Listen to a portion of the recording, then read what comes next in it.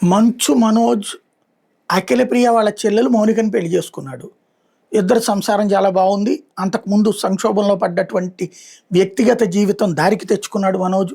అంతకుముందు ఉన్నటువంటి bad boy image నుంచి గుడ్ బాయ్ ఇమేజ్ తెచ్చుకున్నాడు. వివిధ ప్రోగ్రాములకు వెళ్తున్నాడు, నీట్గా వ్యవహారం నడుపుతున్నాడు, అంతా నడుస్తోంది.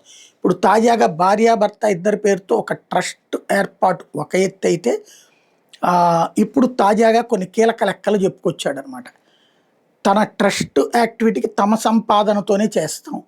అట్లాగే ఇప్పుడు ఒక పక్కన అఖిలప్రియ పోటీ చేసి ఎమ్మెల్యే అయ్యి ఉన్నది కదా, నెక్స్ట్ మౌనిక పోటీ చేస్తుందట. ఎక్కడి నుంచి అన్నది చెప్పలా. అదే నియోజకవర్గం నుంచి ఆశిస్తారా?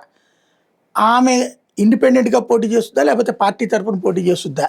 పార్టీ అయితే తెలుగుదేశం టికెట్ ఇవ్వదు, వైసీపీకి అక్కడ మనిషి ఉన్నారు, మరి ఏమన్నా వైసీపీకి గాలం వేస్తున్నారా? నియోజకవర్గాల పునర్విభజన మీద ఆశ పెట్టుకున్నారా?